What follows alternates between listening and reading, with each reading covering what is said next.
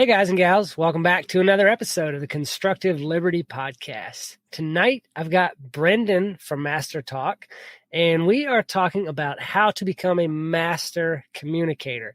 Now, when I saw this topic come in, I was ecstatic because communication is something that we use everywhere in life, with every relationship, even with ourselves. We have to learn how to communicate what we're thinking, feeling, and what we're trying to get across to the other people in order to either sell a product or to even, if we're trying to buy something, we have to communicate our needs and wants and desires. And so this is an awesome topic. So Brenden is the founder of MasterTalk. He coaches ambitious executives and entrepreneurs to become top 1% communicators in their industry. He also has a popular YouTube channel called MasterTalk with the goal of providing free access to communication tools for everyone in the world. Brenden, welcome to the podcast. Ken, the pleasure is absolutely mine. Thanks for having me on the show.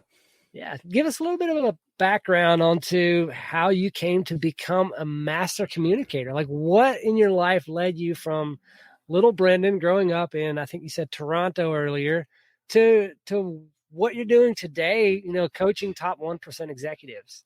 For sure, Ken.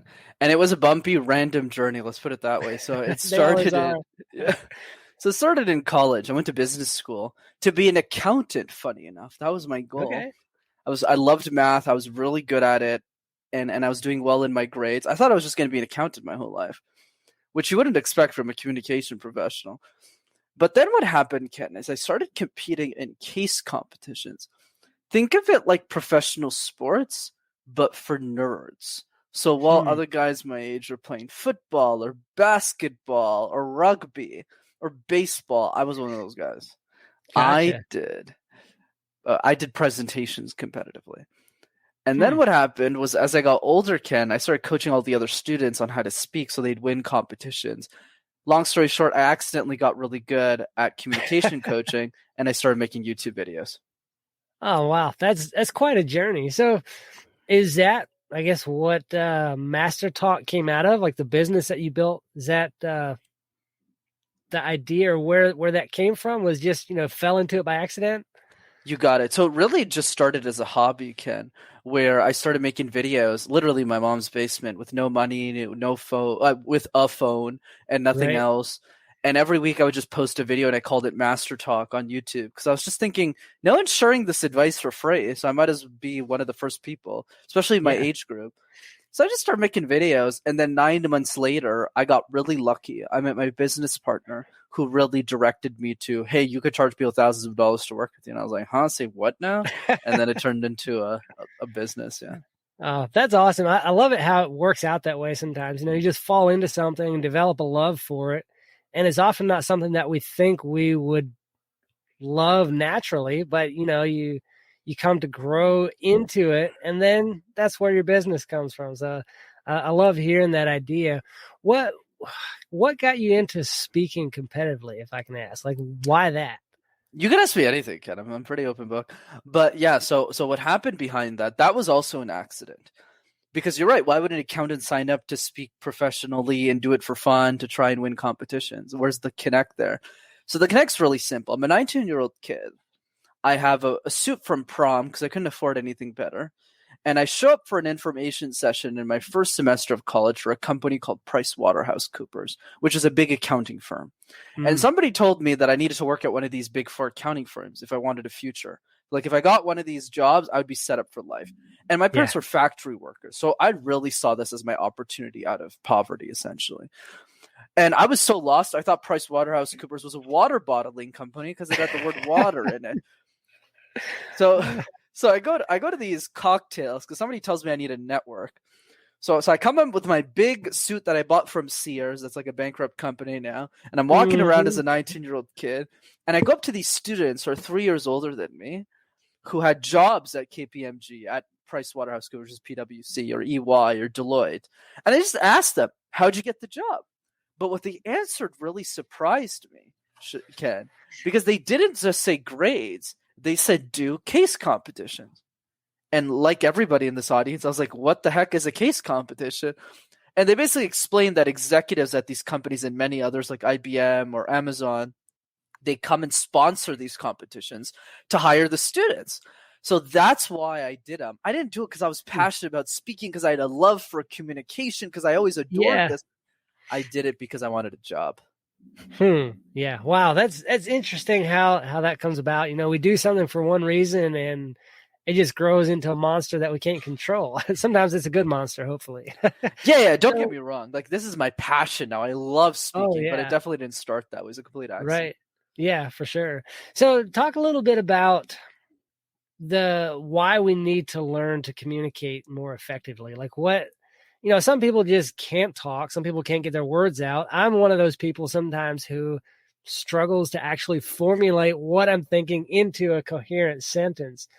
What are the benefits of being able to speak effectively? Why should we take time to learn it?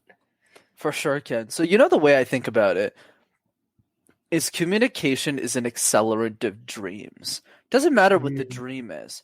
Whether you want to be a better parent to your children, whether you want to have a promotion at work, whether you want to start a business, communication helps you accelerate your goals. Let me give you an example. If you communicate more effectively, you argue less in your family.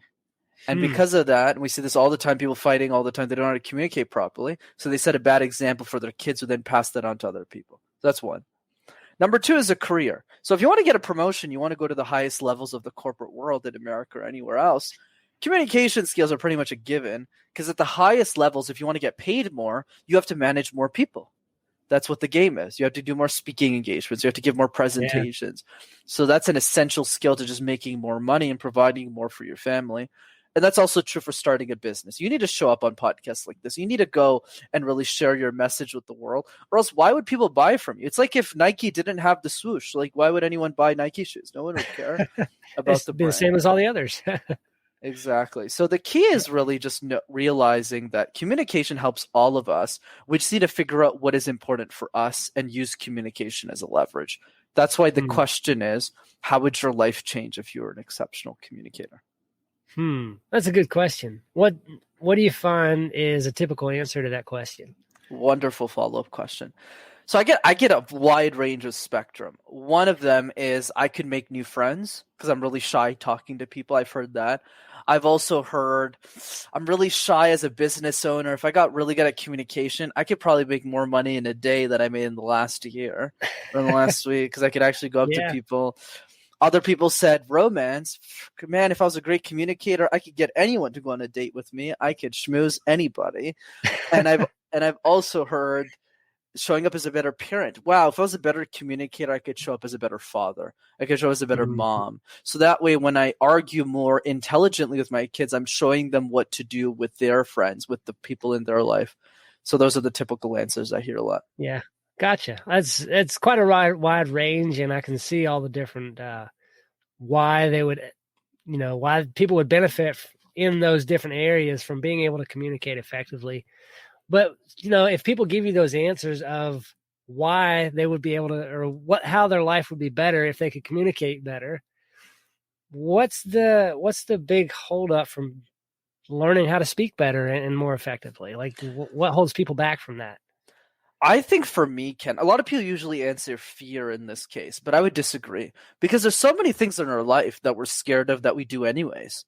Getting a first job, interviewing for one, applying for college, asking a girl out on a date, getting married, having children. All of these things we're scared of, but we do anyways.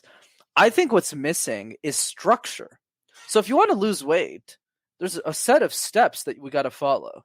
It's just, okay, do this, eat less, no more soft drinks. Like, it's pretty simple how you get started. And if the scale shows your weight's going lower, you gain momentum. Pretty simple. Same thing if you want to grow a business or your money in your bank account. If the money goes up and your amount goes up, you're making progress. Yeah. But we don't have that with communication. What does it mean to be a great communicator? You're like, well, I don't know. I don't really. Is it ums and ahs? So I've simplified this for people. So let's start with exercise number 1, which is do the random word exercise. So pick a word like bookshelf, like book, like wood, like phone, and create random presentations out of thin air, Ken, and do that a few times a day. Wow, that's an interesting one. That I can see how that would be challenging, but very helpful and effective. What's some of the biggest things or the biggest challenges that people face when they take that communication thing one step farther and actually go into this public speaking realm. Like you talked about coaching these executives and top 1%ers, when they have to develop their public speaking skills in order to even become better at their job, more effective with their client fulfillment and all, managing the business and everything like that. What's some of the biggest challenges that people run into there? Yeah, I would say at that level, the biggest one is definitely consistency. They're just not practicing enough. So let's go back to the random word exercise, which serves two main purposes for execs, but honestly, for everybody listening to this, because the advice is the same with them. I just force them to do it because they can afford me. So I just force them to do it like a personal trainer. But for everyone else, just do them at home. Do it with your kids, do it with your family, do it with the people in your life. And there's two reasons for this. The first one, Ken, is because it helps us think quickly on our feet. If you can take anchovies and create a presentation, when you do small talk with your buddies at the bar, when you do small talk with friends you meet at a cocktail, or just in general, it's really easy for you to think on your feet. And the second piece that people can write down is if you can make sense out of nonsense, you can make sense out of anything. And that's really the magic of that. And that especially helps execs. Because if you do that 100 times in your life, the boardroom becomes really easy to manage because you're already an expert at what you do. Yeah, for sure. So can you give a short example of just coming up with a random presentation like that on something? Of course, Ken. Give me any word that you want and I'll demonstrate right now. All right. Earbuds. Earbuds. Bluetooth earbuds. So for context, for people listening to this, Ken did not give me the word earbud prior to this conversation. So here I go with the presentation starting right now. Music really allows me to gain peace in my life, Ken. Those moments where I feel tired and I want to do something, I just put a couple of earbuds in and I tune into my phone and pick the best song that I could find and jam out to it. And it always re-energizes me. But the truth is, Ken, I told a little lie because I don't really like earbuds that much because there's always a little wax that always comes out when I pluck them in my ears. They hurt me so much. So I transitioned to headphones. And the lesson that I want people to derive from that is to find the device that works for you. Some people like earbuds. Other people like headsets. Other people like noise-canceling headsets. Find the device that helps you maximize your results. And that's not just about earbuds. That's about how you learn. You don't necessarily have to read books. You can listen to podcasts if you want to. It could be in your life decisions, the way that you live your life. You don't have to get married now if you don't want to. Follow your own path and know that you can craft something as uniquely as you are. There you go. Wow, way to go.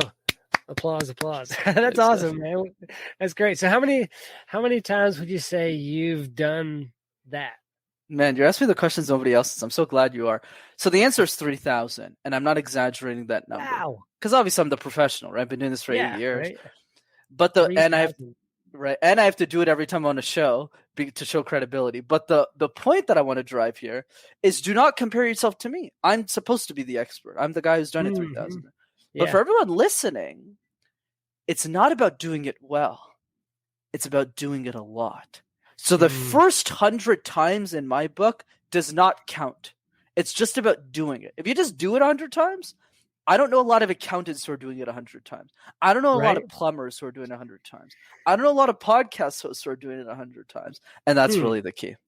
Yeah. It's interesting you say that. I read a story a while back about a college professor who, it was in a photography class, and he divided the class in half, and one half of the class was they were graded on the quality of their picture or the photo that would take. The other half of the class was graded by how many photos they take. And the interesting thing was at the end of the semester, the class who was graded on how many photos they took had the best photos. So it lines up right with what you're saying, just repetition, do it over and over and over again, and you naturally become better at it. How can we take that same concept and make a great online presentation out of that? Absolutely can. And great story. I heard that one too, and it's really good. And the answer is really simple. There's three main differences between online and virtual, in person and online. So the first one is eye contact. So when you're in person, you can look at the different audiences in the room, you move your head around. Whereas when you're online, whether you're looking at 1 or 10,000 people in a Zoom call, you're only supposed to look in one direction, which is the camera lens. Right at the camera. Right? And that's what gives the illusion that you're looking at everybody at the same time. That's one. Number 2 is energy. Let's face it, Ken, it's a lot easier to show up with energy when you're in person because you could hug people, get lunch with them, you give them a high five, and you actually have to shower and put something nice on. You don't really have a choice anymore because people can see your whole body versus online. People only see the top. So that's the second piece, is get better in person and bring more of that energy back online. That's number 2. And finally, number 3 is audience accessibility. If I want your feedback from you, Ken, and I'm in front of you in a room, it's really easy to get your feedback because you're right there. I can just talk to you. But in a Zoom call, there's a lot more friction because the call just ends abruptly. So what you need to do is you need to get on calls with people to get their feedback. That's it. There you go. Gotcha. Easy, practical, step by step. That's great. That's fantastic. So outside of the practicing the random object presentation, are there other things that we can do to practice becoming better at communication? 100%. So for me, communication's like juggling 18 balls at the same time. One of them is smiling, one of them is eye contact, one of them is facial expressions, one of them is the random word exercise, and it could get really overwhelming for people really quickly. So for me, the question has always been, what are the 3 easiest balls to juggle? Because if we could juggle those, Ken, we can pretty much master the rest. And we touched upon the first one already, which is the random word exercise. Pick a word like phone or xylophone and create presentations every day. 5 minutes, 5 words, you'll be at 100 in 3 weeks. Pretty simple. Number 2, the question drill. We get asked questions all the time in our life, Ken. At school, on a podcast, at work, from our family. Did you take out the trash? But most of us are not ready for the questions that life has in store for us. I'll give an example with me. A few years ago, when I started guesting on shows, I sucked. I was horrible. I remember some guy asked me, "Hey, Brenden, where does the fear of communication come from?" And I'm looking at the guy and I'm thinking, Los Angeles? New York City? Kentucky, maybe? I don't know. Probably Kentucky. Yeah, maybe Kentucky. So obviously didn't know the answer. So what did I do? Every single day, Ken, for 5 minutes, I answered one question that I thought the world would ask me about my expertise, my products, or my services. But if you do that every day for a year, you'll have answered 365 questions about your industry. You'll be bulletproof. That's number 2. Wow. Okay, that's great. Yeah, that's a simple, easy exercise. Probably the hardest part of that would be coming up with the 300 questions for your specific industry. How long did it take you before you had to really dig deep to figure out what those questions were? Very good follow-up once again, Ken. So the answer is really simple because you don't actually have to write all of them. And I'll give you the best one. You're doing the question drill with me right now because I don't know the questions you're asking me. Right? You're just asking me questions. But since I've done so many interviews, I'm fine. Like I'm not stressed or anything. But we're practicing it in real time. So I'm actually not even coming up with the questions. You are. So that's one example, which is less applicable for most people because most people don't get stunt shows. But another one is, let's say you're in a work scenario. You're giving a team presentation to a client. So what you do is you just sit down with your team and say, hey, let's brainstorm questions together. So the idea is you want to try and delegate that responsibility to other people. So when I started MasterTalk as an example, this is long before I got on shows or made any money or any of that stuff. I was literally in a dumpling place for $10 with my buddies. And I said, hey, I got an idea for a YouTube channel called MasterTalk. What questions do you have on speaking? I would just sit there for 3 hours and take notes. And they would just go this question, this. And I was like, oh, that's really good. I didn't think of that. and I didn't know the answer to 70% of those questions, by the way. If I'm being honest, 90% of those questions. And then every single day I would just answer one until I knew it. And the best part, the question drill, by the way, when you do it in teams, Ken, because I'm glad you asked me the follow-up, is if you don't know the answer, just ask the person who asked you the question what they think the answer is. You just go like a buddy. What would you think the answer is? Then go, I'd answer it that way. Oh, that's good. Let me steal that from you. Right? Yeah, I'm taking that one. That's it. What do you ever run across? Do you ever run across a question that you kind of have to BS your way through until you can formulate the proper answer? Yes, but not in the way that we think about BS. So, Okay. for example, I did this a little bit before, though I could have done it right away, where when you give me the random word exercise and I go, hey, for those of you listening to the podcast, just know that he didn't get. But I'm also doing indirectly is I'm buying myself time to think of what I want to do.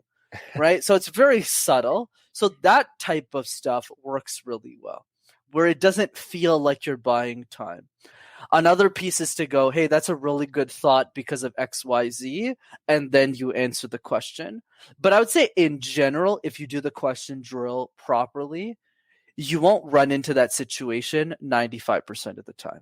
It'll be very rare for you to get a question that you don't know the answer to, or at least have some idea of what the answer would be. Okay, that makes perfect and complete sense. Now, I think if we go back to college, you said you were an introvert. No, definitely not an introvert. But I not sucked an introvert. Okay, but I did suck at communication most of my life. Okay. I'd probably tie that together because most introverts suck at communication. So how can somebody who is an introvert and also sucks at communication, how can they become better at it and be a decent speaker or passable? Absolutely can. And the way is really simple.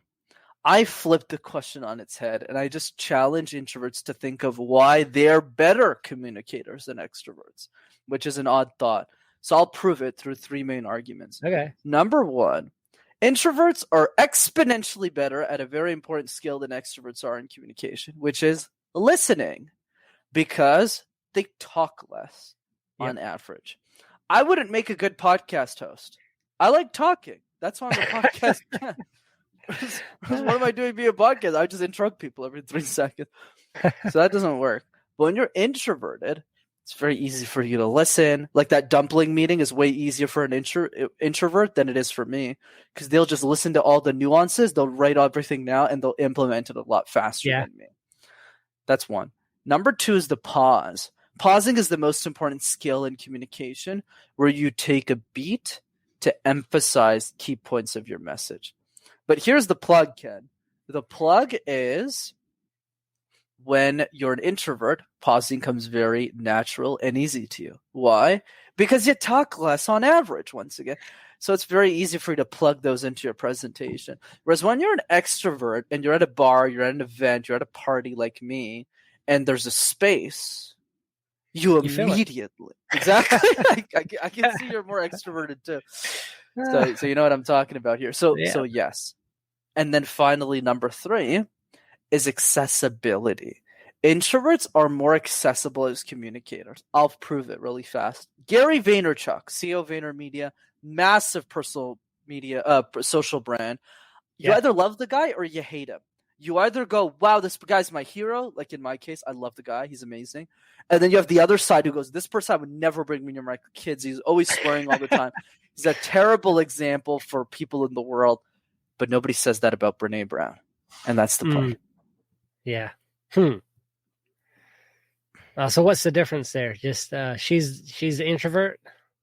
You got it. So because she's more introverted, her energy is more calm. Like nobody has said the following sentence in the history of humanity, Ken, which is, I hate Brene Brown. If you say that, the FBI, the CIA, the SWAT team are going to come to your house, take your entire family.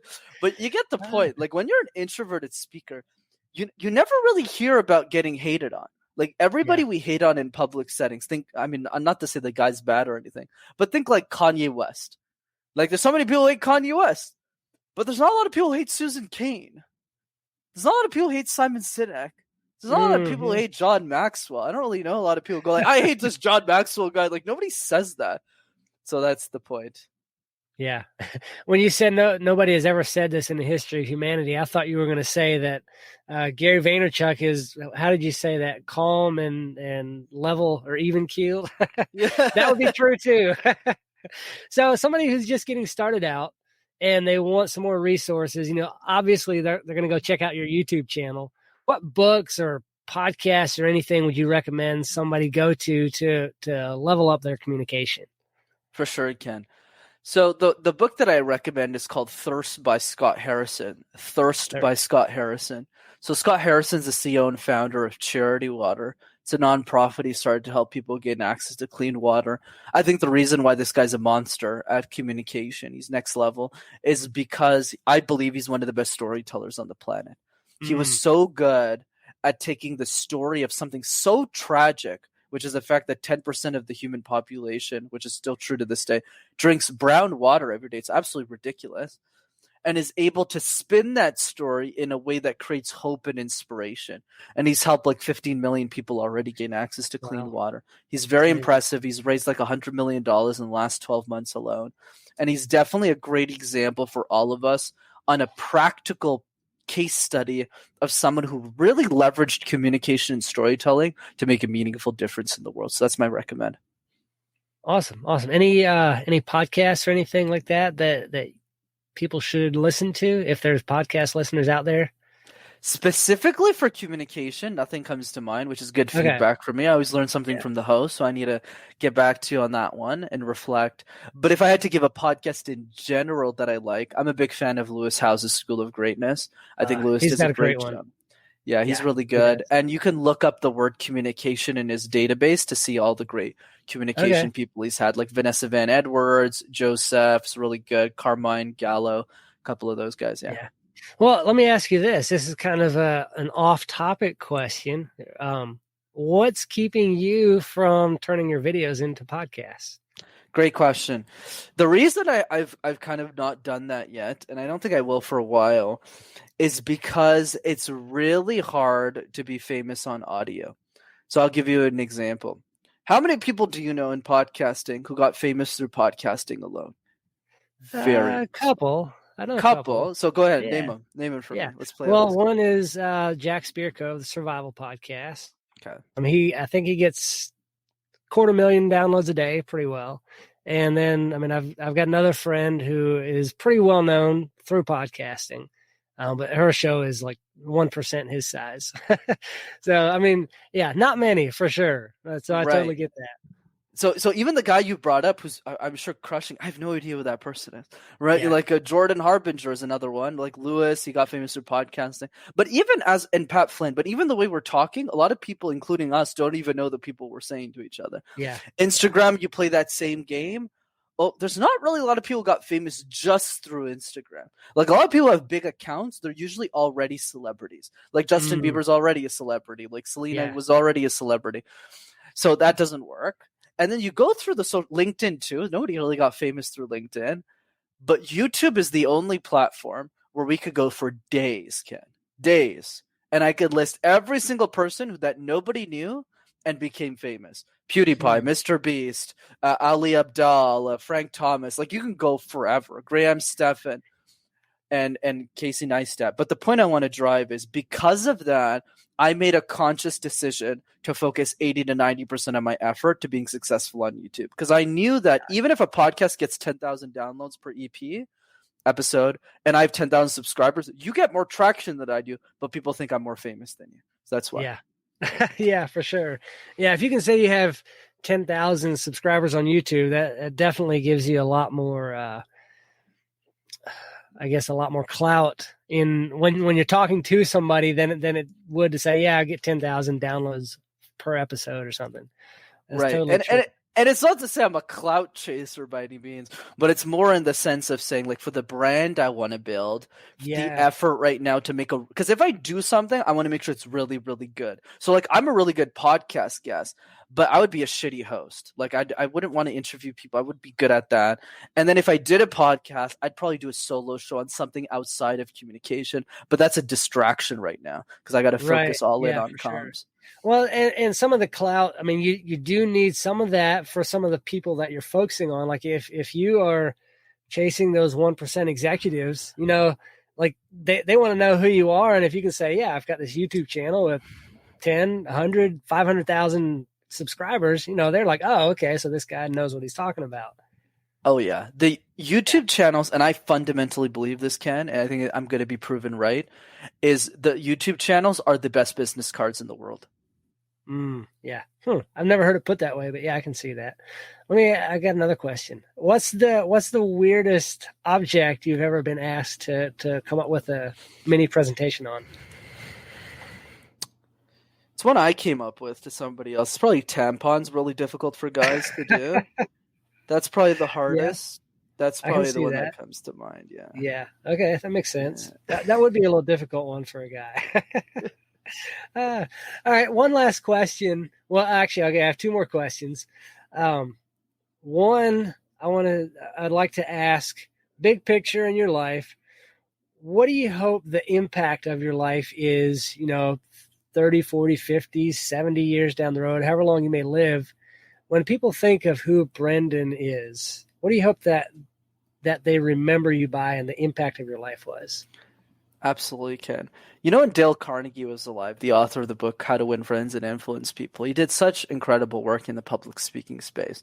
But the unfortunate reality of his work is that he wasn't able to fully express his teachings because videos didn't exist back then. He couldn't really speak on a podcast. We have no idea what he sounds like. The number one communication coach who ever lived, we have no idea what the guy sounds like. And I was very fortunate in life, Ken, where I learned how to coach people and how to speak and to develop this skill set in my early 20s. And I already have 7 years of experience, and I'm only 26. Wow. So for me, the mission and what I have an opportunity to do is to finish what Dale Carnegie started, which is how do I democratize the world's information about communication so that the 7-year-old girl in Cambodia who can't afford me can still learn how to communicate ideas. That's why for me, MasterTalk never started as a coaching business. It really started as a media play, which is how do we bring this to the world? I just stumbled upon coaching along the way. Somebody told me I could charge people for it. And that's what ultimately allowed me to spend 100% of my time doing this. But that's the ultimate mission, is to help every human being on earth become an exceptional communicator and become this generation's Dale Carnegie. Yeah, that's awesome. Huge, massive goals like that. I did a small podcast the other day talking about, setting your goals so high that you don't believe you can achieve them, because, most people set their goals down here because they don't want to be seen as a failure.